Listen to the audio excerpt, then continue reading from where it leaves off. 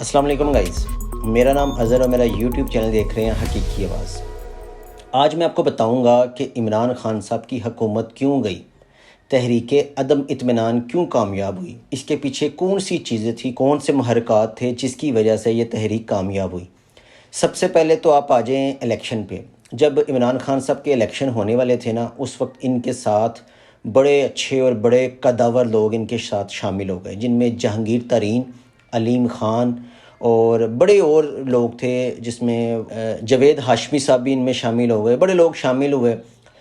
اور عمران خان صاحب نے کوئی تقریباً 162 دن کا جلسہ کیا، کئی مہینوں تک چلنے والا جلسہ کیا اسلام آباد ڈی چوک میں، جب نواز شریف کی حکومت تھی۔ لیکن ہر دفعہ یہی آ رہا تھا کہ انگلی اٹھنی ہے، لیکن انگلی کوئی نہیں اٹھی، اور اس کے بعد جلسہ ختم ہو گیا۔ آپ کو پتہ ہے جلسہ کرنے میں بہت زیادہ پیسے لگتے ہیں۔ اب یہ چیز ہمیں بتایا جائے کہ وہ پیسے کس نے دیے۔ وہ پیسے دیے جہانگیر ترین نے۔ جہانگیر ترین شوگر کا ایک بہت بڑا نام ہے، اس کی بہت بڑی کمپنیز ہیں شوگر کی، اور ارب پتی آدمی ہے یہ۔ جہانگیر ترین عمران خان سے شامل ہو گیا۔ کیوں شامل ہوا؟ علیم خان بھی بڑا قداور آدمی ہے لاہور کا، ایون کہ ٹکٹیں بھی اس نے بانٹی، وہ بھی شامل ہو گیا پی ٹی آئی میں۔ اب یہ جو لوگ ہیں یہ کیوں شامل ہوئے؟ یہ کوئی مسجد کی تعمیر تو ہو نہیں رہی تھی کہ جس میں یہ لوگ شامل ہو رہے۔ ظاہری بات ہے، ہر بندہ عہدہ چاہتا ہے، ہر بندہ چاہتا ہے وہ الیکشن لڑے اور اس کو منسٹری ملے، وزارت ملے، بڑی ملے، اور جس نے بہت زیادہ پیسہ لگایا ہوتا ہے وہ چاہتا ہے کہ اس کو بڑی وزارت ملے۔ جس طرح وزیر اعلیٰ ہے، وزیر اعظم تو کوئی بن نہیں سکتا کیونکہ وہ عمران خان ہے۔ اسی طرح انہوں نے پیسے لگائے، اور بہت زیادہ پیسے لگائے، اور ہوا یہ ہے کہ حکومت کامیاب ہو گئی پی ٹی آئی کی۔ جب پی ٹی آئی کی حکومت کامیاب ہوئی، اس کے بعد آ گئی باری وزارتوں کی۔ عمران خان صاحب کو جو صحیح لگا وہ کرتے گئے۔ اب ہونا تو یہی چاہیے تھا، جو انویسٹر ہوتا ہے، جو ان کے اے ٹی ایم ہے، جہانگیر ترین اور علیم خان اور بڑے لوگ جنہوں نے پیسے لگائے، ان کا رائٹ ہے ان کو بھی عہدہ دیا جائے۔ یہ ظاہری بات ہے، عہدے کے لیے آئے ہوتے ہیں۔ آپ جو مرضی کہیں کہ یہ سیاست میں تو ایسا ہونا نہیں چاہیے، لیکن ان کو کوئی بھی عہدہ نہیں دیا گیا۔ جہانگیر ترین ویسے ہی نااہل ہو گئے، اور اس کے بعد ان کو چاہیے تھا کہ عثمان بزدار کی سپورٹ کرتے، لیکن عثمان بزدار اور جہانگیر ترین کی کوئی لگتی نہیں تھی۔ انہوں نے چیف منسٹر ایسے آدمی کو لگایا عمران خان نے جس کے گھر میں بجلی نہیں، اس طرح کے آدمی کو لگایا جس کے گھر میں بجلی نہیں، جس کی اپنے ایریے کی سڑکیں ٹوٹی ہوئی ہیں۔ ڈیرہ اسماعیل خان صاحب کے آدمی ہیں یہ، اور بڑے ہی ایک کنجسٹڈ قسم کے ایریے میں یہ بڑے ہیں۔ ان کو انہوں نے سب سے بڑے صوبے کی وزارت عظمیٰ، وزارت اعلیٰ وہ دے دی۔ اب وہ ہر انسان کا جو عہدہ ہوتا ہے نا، اس کی پرسنالٹی کے ساتھ میچ کرتا ہے۔ اب جو عثمان بزدار تھے، ان کی پرسنالٹی کے ساتھ بالکل بھی میچ نہیں کرتا تھا۔ شروع میں تو ان سے بولا بھی نہیں جاتا تھا، وہ کانپتے تھے۔ ہوتا ہے کافی لوگ جب آئیں، سی سی پی او، آئی جی، چیف منسٹر، چیف سیکرٹری، مطلب کہ جو بڑے بڑے لوگ آئیں، چیف سیکرٹری آئے، سیکرٹری اسٹیبلشمنٹ آئے، آئی جی پنجاب آئے، بڑے بڑے لوگ آئے، ان کے سامنے انسان کانپتا ہے، گھبراتا ہے تھوڑا سا۔ لیکن مسئلہ یہ ہے کہ ان کی پرسنالٹی ایسی ہے ہی نہیں تھی، اور انہوں نے کچھ بھی ڈیلیور نہیں کیا۔ اس کے بدلے شہباز شریف صاحب نے ڈیلیور کیا۔ ہماری عوام پتہ کیا دیکھتی ہے؟ روڈ بنے ہوں، ہماری عوام دیکھتی ہے پل بنے ہوں، برج بنے ہوں، جیسے انڈر پاس بہت زیادہ بنے شہباز شریف کے دور میں، میٹرو ٹرین بنی، اورنج ٹرین بنی، بہت ساری چیزیں ہوئی، گھر گھر میں صفائی کا سسٹم۔ میں لاہوری ہوں، مجھے پتہ ہے، بڑا اچھا ہے۔ مسئلہ یہ آ جاتا ہے کہ عثمان بزدار صاحب نے کیا کیا؟ کچھ بھی نہیں، کیونکہ ان کے ہاتھ میں کچھ تھا ہی نہیں۔ ایون کہ مجھے لگتا ہے ان کو واش روم بھی آتا ہوگا نا، وہ پہلے پرائم منسٹر صاحب سے پوچھتے ہوں گے کہ میں واش روم چلا جاؤں۔ ان کے اندر یہ کچھ پرسنالٹی کے کچھ کمیاں تھیں۔ علیم خان صاحب کو جب چیف منسٹر بنانے لگے تو ان کو نیب کا بلاوا آ گیا۔ اب علیم خان صاحب کہتے ہیں کہ یہ ساری سازش عثمان بزدار اور عمران خان صاحب کی تھی، جو چاہتے تھے کہ مجھے چیف منسٹر نہ بنایا جائے۔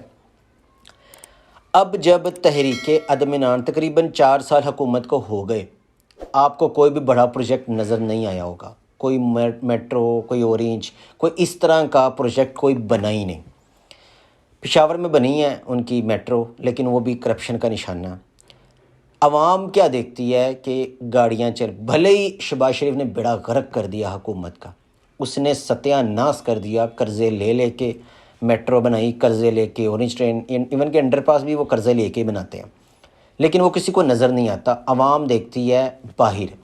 آپ اس کی اگزامپل ایسے لے لیں کہ اندر 3 منزلہ گھر ہے، ٹائل پتھر لگے ہوئے ہیں اور چھت ہے بالوں کی، باہر ٹائل پتھر لگے ہوئے ہیں اور چھت ہے بالوں کی جو کسی ٹائم بھی گر سکتی ہے۔ ہمارا ملک اسی طرح کا ہے، ہم اب لوگ اس طرح کے چاہتے ہیں۔ سب سے بڑی اور وجہ بنی مہنگائی۔ عمران خان صاحب کو کنٹرول ہی کرنا نہیں آیا۔ پہلے انہوں نے پنگا لیا جہانگیر ترین سے، پھر انہوں نے پنگا لیا جاوید ہاشمی سے۔ اکیلے وہ ہیں، اب سب کے چاچے مامے بھائی بہن سب لگے ہوئے ہیں۔ ان کی بہن ہے، وہ سلائی مشینوں کا کام کرتی ہے، اکیلے ہی وہ لگے ہوئے ہیں۔ پھر انہوں نے اپنے طریقے سے کچھ ملک کو چلانے کی کوشش کی۔ وزارت اعلیٰ انہوں نے اس شخص کو دی جو اس وزارت کا اہل نہیں تھا۔ ظاہری بات ہے علیم خان نے محنت کی ہے، اس کو اس کا صلہ ملنا چاہیے تھا، نہیں ملا۔ جہانگیر ترین خان نے محنت کی، شوگر میں اس کو پھنسا دیا، کیا بنا چینی کا؟ چینی 50 روپے کلو ہو گئی۔ عمران خان اپنے دشمن خود ہی ہیں۔ انہوں نے کہا میں سسٹم کو ٹھیک کر دوں گا، میں چیزوں کو اپنے طریقے سے چلوں گا لے کے، لیکن ان کو یہ نہیں پتہ کہ جو اپوزیشن میں بیٹھے ہیں، جو ان کے ایم این اے ہیں، ان کو آپ اچھی قیمت دیں، وہ آپ کے ساتھ ہو جائیں۔ تحریک عدم اطمینان کامیاب کیوں ہوئی؟ تقریباً ایک ایم این اے نے 20 کروڑ روپیہ لیا، اب بھلے 50 کروڑ لیا، بھلے کچھ بھی نہیں لیا، لیکن لوگوں کو تو پتہ چلیا کون ایم این اے ہے جو اپنی ٹکٹ کسی اور کے کھاتے میں ڈال دے۔ اب ان کو تو منشور ملا تھا پی ٹی آئی کا، پی ٹی آئی کی ٹکٹ ملی ان کو، یہ الیکشن جیتے، اب یہ چلے گئے نون لیگ میں۔ اب پھر انہوں نے نون لیگ نے تحریک پوری کر دی، ان کو 172 چاہیے تھے، ان کے پاس ہو گئے 196۔ اب ان کے جو اتحادی تھے ایم کیو ایم، وہ بھی ان کے ساتھ ہو گئے، بی این پی، ساری جماعتیں نا اپوزیشن کے ساتھ مل گئی۔ اب 6 8 ماہ 10 ماہ اپوزیشن بیٹھے گی حکومت پہ، جو انہوں نے اپنے کام کرنے ہوں گے وہ کریں گے، کرپشن عروج پہ ہوگی۔ آج آپ مہنگائی کا رونا رو رہے ہیں نا کہ عمران خان نے بہت مہنگائی کی، آپ اس چیز کو ریکارڈ میں لے آئیں کہ 1 سال بعد یہ جو آج کی چیزیں ہیں یہ بہت آگے چلی جائیں گی۔ مہنگائی کنٹرول میں نہیں ہونے والی، یہ تو آپ پلے باندھ لیں۔